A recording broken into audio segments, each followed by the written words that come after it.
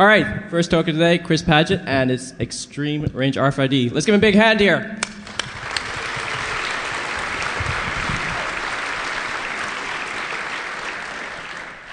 Thank you. Actually, let's see if I can use one of these mics. That's a little better. Can everyone hear me? Can everybody hear me? Yeah. There we go. Okay. All right. A couple of notes about privacy and safety just before I get going here. There is only one type of RFID tag that I'm reading in this demonstration, and that's EPC Gen2. That's the tags that were handed out at the door. If you have other RFID tags on you and you're worried about them being read, sit on them. Your ass shields them really, really well. The tags that were handed out for the demo, they've all got unique serial numbers on them. So, feel free to assume that I'm tracking every single one of you. Throw them away when the talk's done. Unlike the tags that the federal government issues, you can throw mine away. One quick point about RF safety. There isn't much power coming out of these antennas. There's about 3 watts coming out of this one, and this is receive only. So as long as you're like 2 feet away from it, you're perfectly safe. So don't touch, but yeah. The power amp's not even on yet. You'll see when I turn it on. So okay. So, what is EPC Gen2? It's electronic product code compared to a universal product code. That's a barcode. EPC is effectively an RFID barcode. It's a 96-bit ID number typically. You can get other size tags. They go from 64-bit up to 128-bit. It's passively powered, so all of the energy that's running those tags and letting them switch on and transmit their IDs, it's coming out of this antenna and out of this power amplifier. So I am powering those tags. Works in the 900 megahertz ISM band, so 902 to 928. There is no security. There is, Barbie doll security, in that they have these kill codes and these lock codes. And if you send the kill code, then the tag will disable itself. If you send the lock code, then the tag will lock itself so that you can't change the ID number. Only problem is both of these codes are sent over the air in plain text with about a watt of RF. So you can just sniff these things off the air from several miles away. It's pathetic, it really is. So no security, no access control. This is the tag that's used in the US passport card. If anyone has one of those, a little card that gets you around North America. Anyone has an enhanced driver's license, it's the same RFID tag in there. It's also the same RFID tag that Walmart used for stock control. They've been using it for pallet level tagging for quite some time, and they're now going to be deploying to every single item. At least that's the plan. So how is this different from traditional RFID? Well, traditional RFID is an inductive system. You have a coil of wire in the reader, you have a coil of wire in the tag, the two couple together with a magnetic field.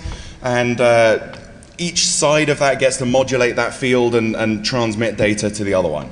So because it's a magnetic field, we've got an inverse cube law on field strength, which means that the available power drops off as the 6th power of range. So very, very sharp drop off in available power for the tag. Extremely difficult to power these things at long distance. EPC Gen2, on the other hand, it's much more accurate to think of these tags that you're all holding as radar IFF transponders. So the radar systems that identify friend or foe, that's basically what these things are doing. So you've got a little radio receiver in there that charges up and powers the tag, and then upon being interrogated by the reader, the tag will modulate its coefficient of reflectivity. So you can think of that if there was an aircraft. As the aircraft tips towards the radar tower, exposes more of its wing area and gets a bigger reflection back to the radar tower.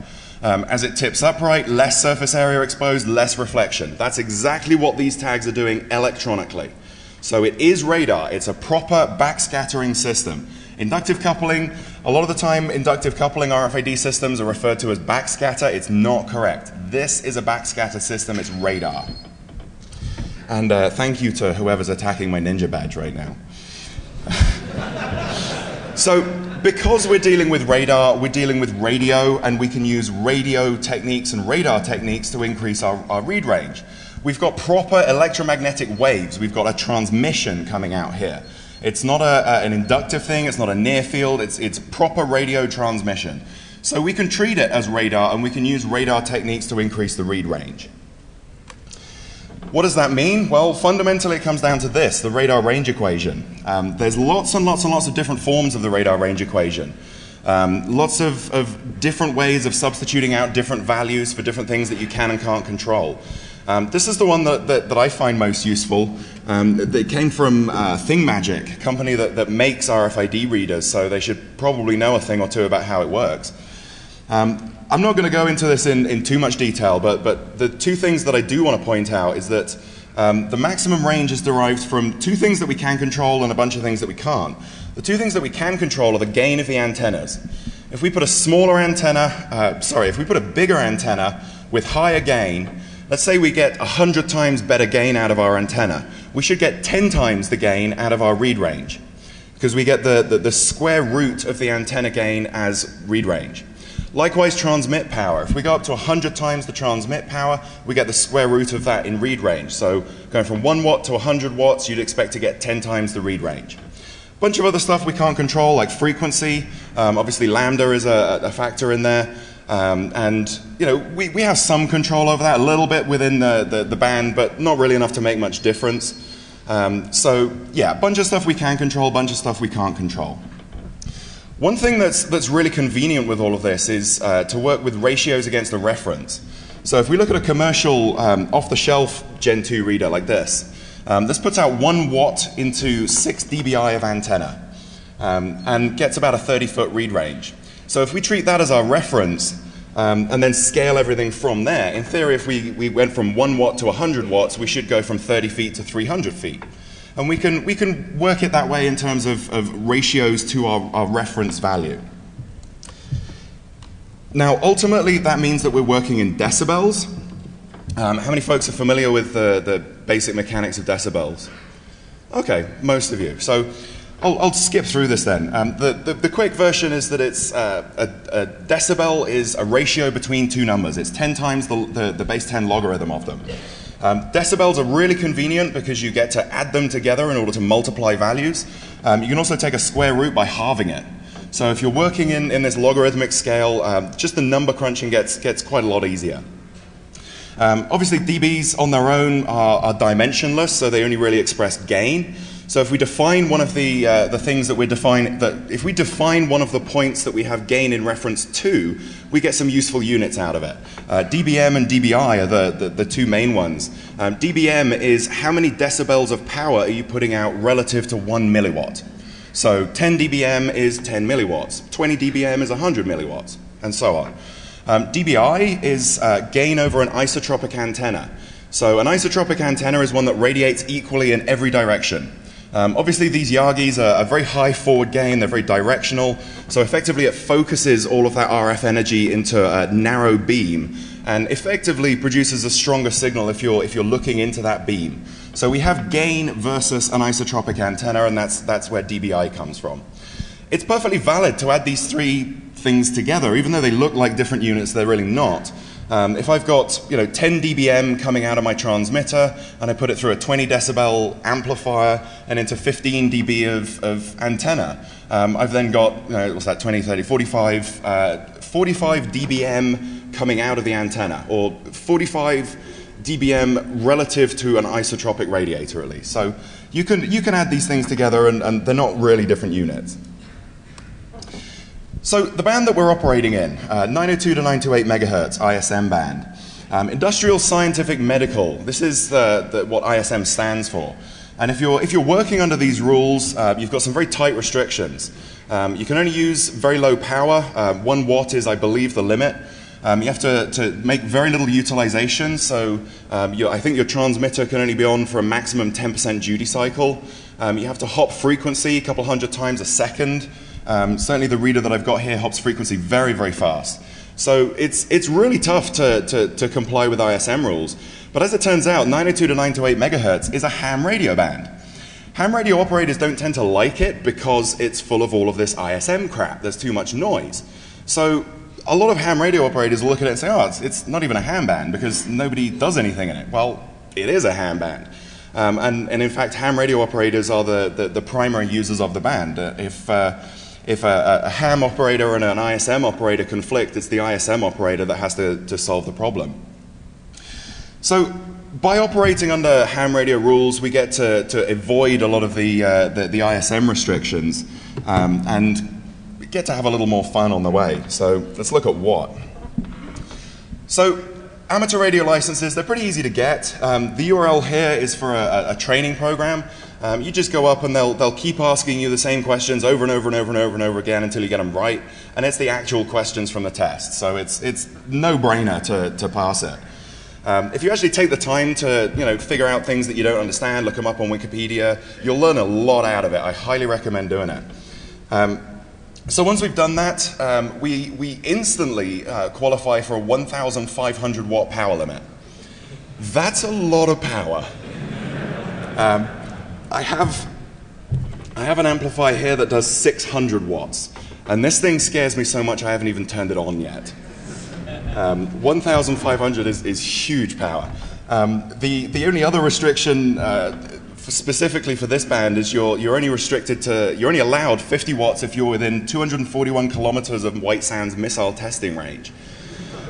I don't quite know what they're doing at White Sands, but I'm not sure I want to point my Yagis at them and find out.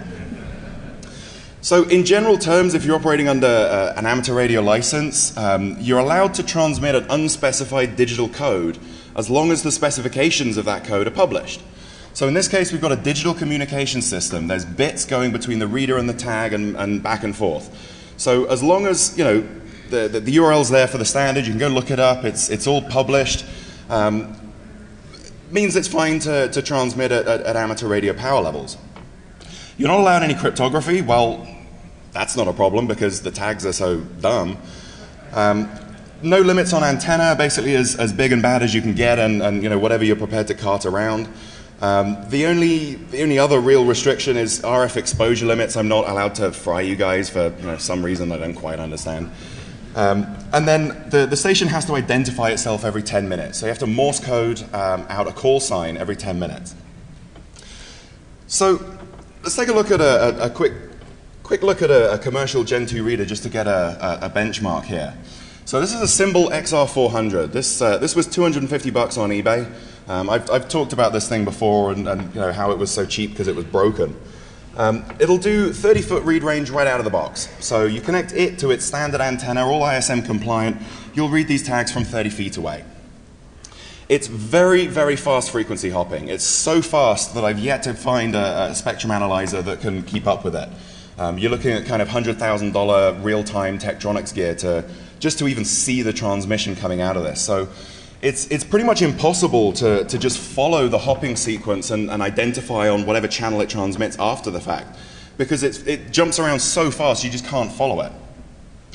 As I mentioned, 1 watt of output power, 6 dBi of antenna gain, that's ISM limits. And one of the other things that it does, because it operates in ISM, is it actually checks if you're using an authorized antenna.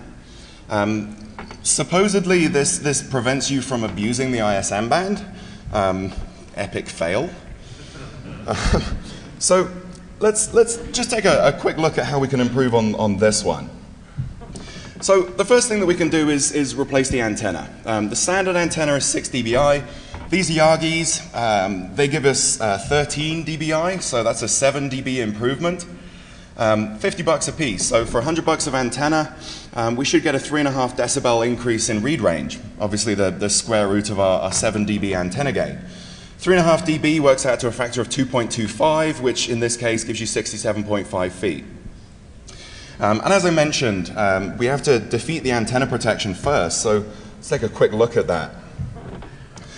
What the antenna protection actually looks like, it's just a 10K resistor from the active element to ground. That's it. That's the sum total of the protections on this thing. When the reader starts up, it looks at each of the read ports, each of the antennas connected, and it looks for the DC impedance. If it doesn't see 10K of DC impedance, it just turns off the port. So it gives us a two-part problem. Firstly, we have to give it that 10K, which is easy enough to do, just solder the resistor inside the reader. Second thing we need to do is slightly tweak our antennas because